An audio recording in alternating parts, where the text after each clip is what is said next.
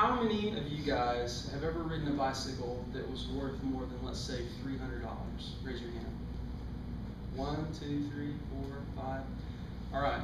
So for you guys, you probably know there's a big difference between buying a bike at Walmart or Target versus buying a bike at your local bike shop that's high-end.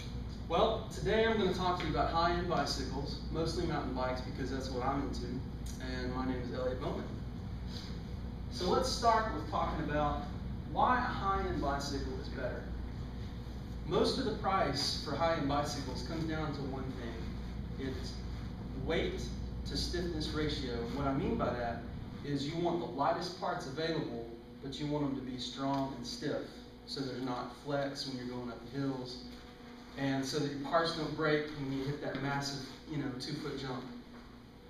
This particular bike was around $2,000, and the fork alone on eBay is like $700. So that gives you an idea of kind of what I'm talking about. It's also about 26 pounds, 26.2 pounds total, whereas your common Walmart bikes would be around 34 pounds or so. So that's a huge difference, and you can take this one off, pretty good jumps. Whereas the cheaper bikes, they're going to bust, the frames are going to crack. You'll probably bash your teeth on a huge rock and not have a good day. Also, this is a mountain bike. If you didn't know that, there's road bikes that people ride on the roads.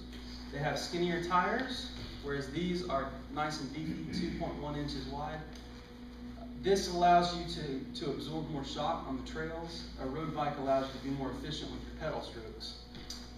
There's so much information I want to cover, so I'm going to go through stuff fairly quickly with you guys, since we only have a few minutes. How many of you have ever thought about getting a high-end bike? Anybody? No? Maybe one? Okay. If you do, I would recommend these brands. There's plenty more out there that are great.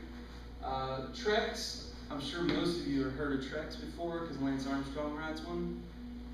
Their high-end stuff is pretty good, 2,000 and up. Their low-end stuff is not as good. So Cannondale, this is what this one is. Lightspeed, they're based out of Chattanooga. They make titanium-only frames. Well, they started making carbon 2 years ago, but they start around $6,000 just for the frame. So probably want to stay away from that one. Scott's really strong. Specialized, another great brand. Anyways, another thing I want to talk to you guys about is the basics of the mountain bike. You've got your shock, which absorbs a lot of the pressure. Nowadays they're coming with disc brakes, if you guys can see this. You've got your rotor there. These are actually hydraulic brakes instead of having a cable line. They have fluid, little reservoirs, just like a vehicle does.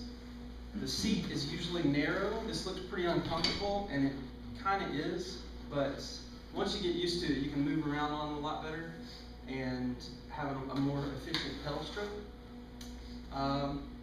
And are there any questions? No? All right. Well, thanks for your time, guys.